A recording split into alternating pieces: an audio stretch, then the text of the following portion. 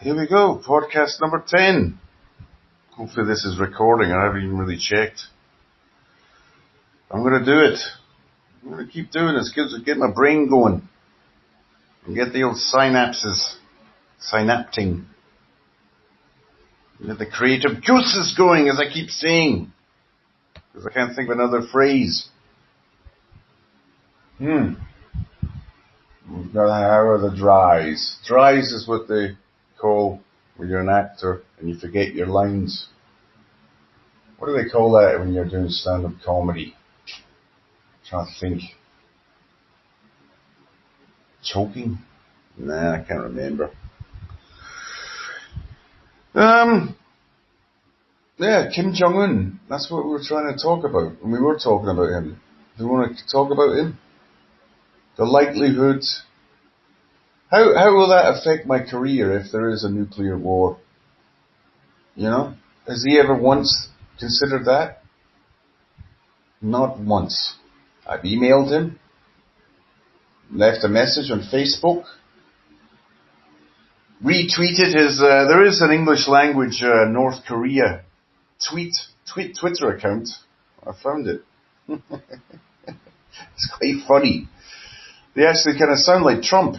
They refer to this clown and this idiot and all that, you know, the same genteel manner that Trump does. In Vietnam, TR is pronounced Che. Like whenever you see Trang in the Vietnamese word, it's actually Chang.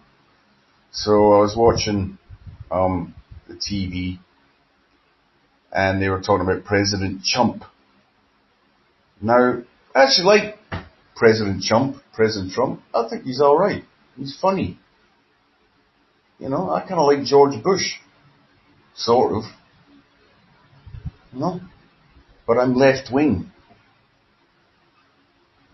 I mean, basically. I certainly do a lot of right wing stuff. Unfortunately, we're going through a phase right now where left wing people are really, really annoying.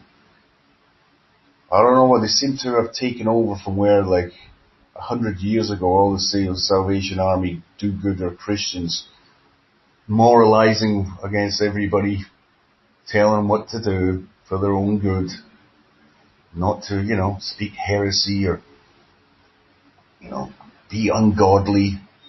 Yeah. Basically, these are just people that love telling other people what to do. That's their raison d'etre. Their California Raisin brand. They love telling other people what to do. They don't give a shit about anybody. It's all about, you know, it's not that they just like telling other people what to do. It's power. And people, for years, I think people just ignored them. There was a vacuum back in the Christian days. You have to do this, you have to do that, or you go to hell. And then, of course, nobody believes in hell anymore, so now what the hell? What can they do to threaten people? Social ostracism. Lose your job. You know? I mean, you go for one dress down Friday, right? It's Thursday, it's a Friday, yeah? In a Ku Klux Klan outfit, and they just come down on you like a ton of bricks. It's ridiculous. Yeah, the left wing are annoying. My papa was a communist, actually. That's all he said. Yeah, he was a very typical communist. He wanted equality and fairness for everybody, but seemed to resent having to feed his own children. So, you know, put two and two together.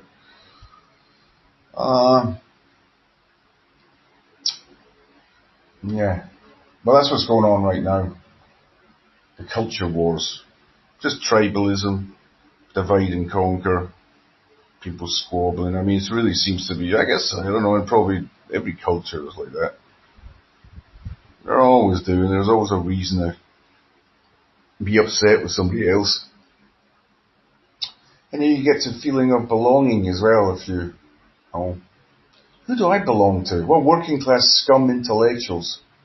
That's the target audience. Yeah. It can be anybody, I don't care. You know?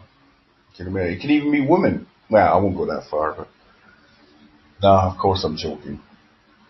Anybody. But you gotta target your audience. So I'm looking for embittered uh, people from a working class background, even though they probably aren't working class anymore, because that doesn't because there's no jobs to work at. But their parents were, and they're proud of being, scum, low lives. But they're intelligent because they have a grade 6 reading level. Not grade 6 as in piano, but year 6 as in like 9 years old at school, or whatever the hell that is. I graduated when I was 12 from university, actually.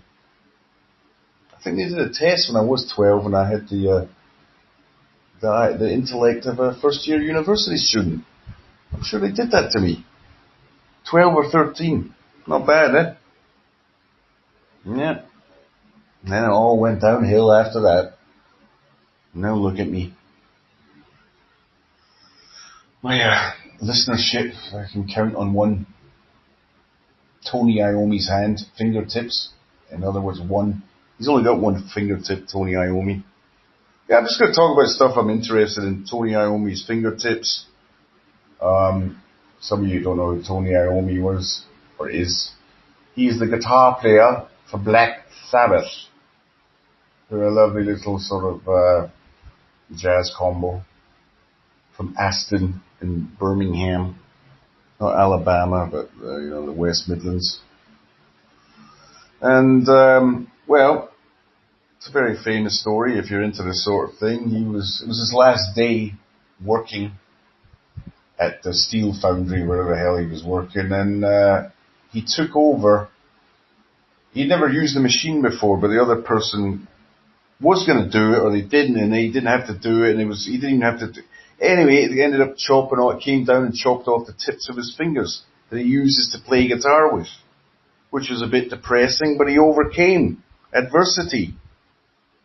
And he created, I think he melted down washing up liquid caps and used them for substitute fingertips so that he could play music. And it also forced him, his big inspiration was Django Reinhardt, who in a fire was also burned badly, and he could only use 2 fingers, and yet he's an incredibly innovative, important jazz guitarist. So that was his inspiration. A gypsy guy, Django was. I think he was Belgian gypsy, maybe French gypsy. I think he was Belgian. Roma, though, I think.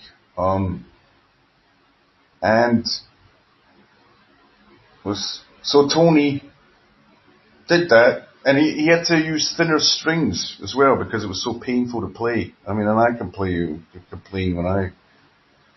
which added to the sound because he tuned down to, I think, C sharp even, not just a D.